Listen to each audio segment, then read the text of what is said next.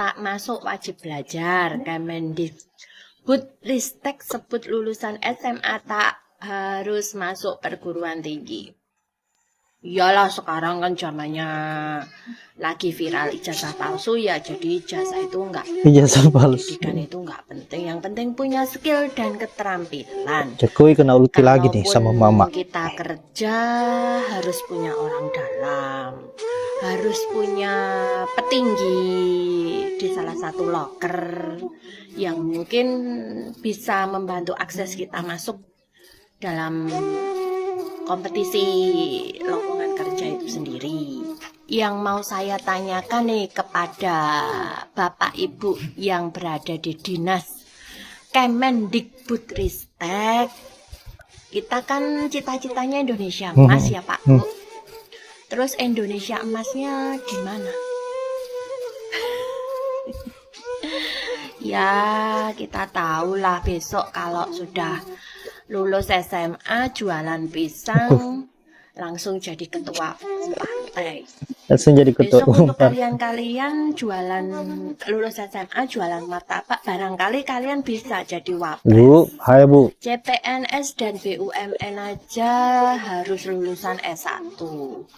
Usia juga ada batasnya, terus punya skill dan keterampilan ngeruk samudra, harus bisa mendaki gunung, harus bisa manjat tebing, harus bisa menaklukkan hewan buas. Itu loker di negeri kita tercinta ya. Tapi kalau kita nggak punya skill, nggak punya keahlian, ya kata Pak Presiden ya susah gitu loh. Ijazah itu ya cuman formalitas katanya, yang penting kita punya skill dan keterampilan itu tadi. Misalkan yang sudah saya sebutkan, kita punya skill jualan martabak, nanti bisa kok masuk ke kompetisi pilpres.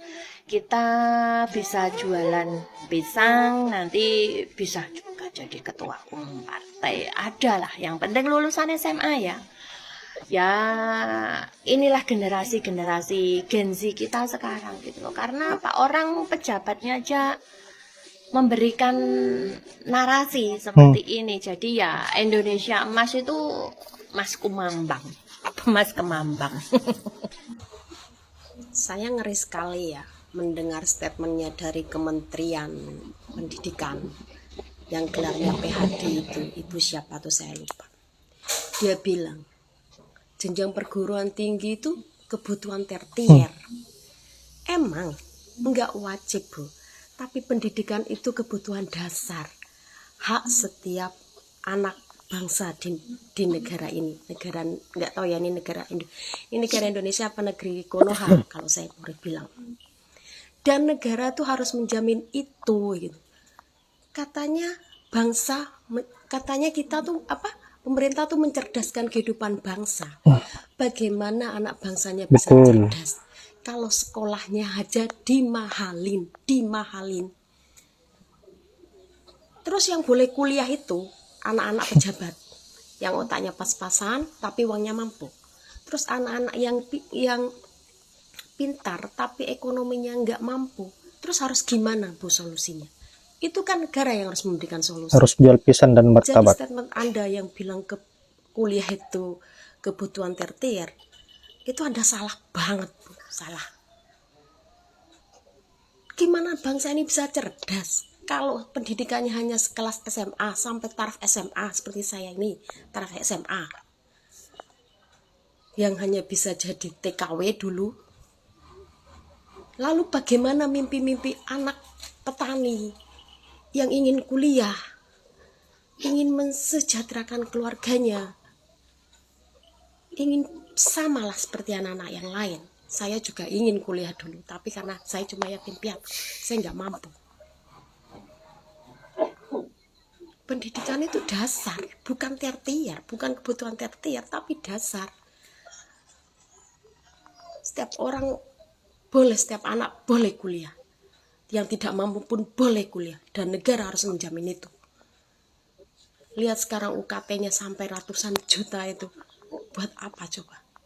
Ini yang namanya menaikkan rasio pajak. Sekali lagi, ini cara era Prabowo nanti produknya Gibran yang ingin menambahkan rasio pajak sampai pendidikan pun diperas kita. Info. Kenapa di eranya Jokowi ini semua serba dinaikkan? Semuanya dinaikkan, UKT tentang biaya sekolah semuanya dinaikkan. Karena seorang Jokowi ini ingin melindungi anaknya. Benarkah? Nanti di era anaknya nanti tiba-tiba naik semua, otomatis anaknya akan didemo. Kalau udah demo dia mau berkata apa?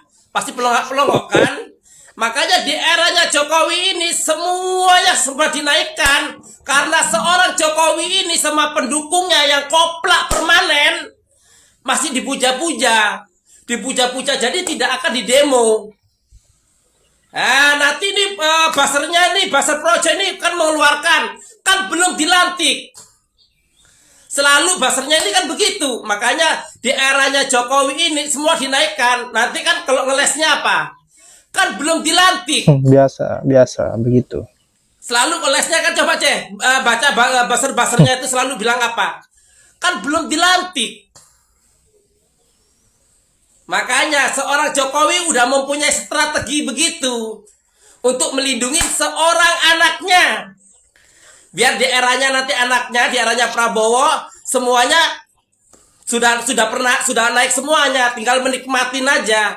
Makanya di eranya Jokowi semua mulai dari pajak apa dinaikkan, undang-undang itu direvisi semua. Banyak undang-undangnya direvisi, merubah undang-undang, tidak boleh media-media ini tidak boleh Intimidasi, Miss. Media-media tidak boleh intimidasi, ya kan? Itu tujuannya biar nanti di eranya Prabowo orang nih terdengar korupsi nih, mandek di situ, tidak boleh di media tidak boleh mencari itu. Oh ini korupsi di apa ini, nggak boleh. Itu tujuannya. Makanya semua sudah dirubah.